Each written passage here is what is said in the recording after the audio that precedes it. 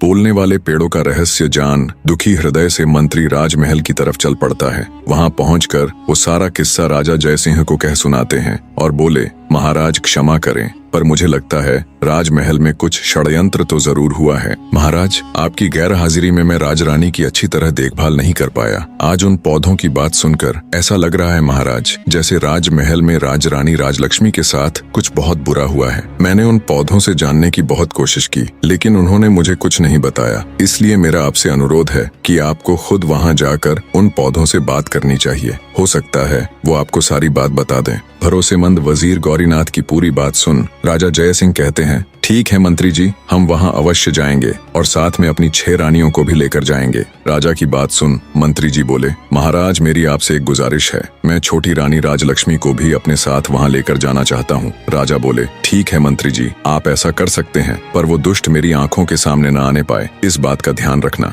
मंत्री बोला, जी महाराज। अगले दिन राजा जयसिंह अपनी रानियों के साथ आकाश चंपा का रहस्य जानने के लिए निकल पड़े। सबसे आगे रथ में राजा और उसकी पटरानी चल रहे थे। उससे पीछे वाले रथ में राजा की 5 रानियां और पीछे भी अन्य कई प्रमुख सभा सदस्य साथ जा रहे थे। राजा से आज्ञा ले चुके मंत्री ने रानी राजलक्ष्मी को अपने परिवार सहित बड़े आदर से पालकी में उन्हें बिठा दिया था। राजा का काफिला कुछ समय में गांव के बाहर पहुंच गया। वहां पहुंचने पर जंगल के बाहर गांव की सीमा पर वो अपना पड़ाव डाल देते हैं। पूरे राज्य परिवार को आया देख गांव के ग्रामीण उनके स्वागत में जुट गए। कुछ समय विश्राम कर सभी आकाश चंपा के पौधे के पास पहुंच जाते हैं और उसके चारों तरफ घेरा डालकर बैठ जाते हैं। आज भी चंपा का पौधा अपनी सामान्य ऊंचाई पर खड़ा लहलहा रहा था और चारों तरफ अपनी खुशबू बिखेर रहा था। सब लोग उसकी खुशबू से सराबोर हो उठे, पर राजा तो चंपा के पौधे के रहस्य को जानने के लिए बेताब था। राजा की 6 पत्नियां उसके साथ बैठी थीं और छोटी रानी राजलक्ष्मी मंत्री जी की पत्नी के साथ बैठी हुई थीं।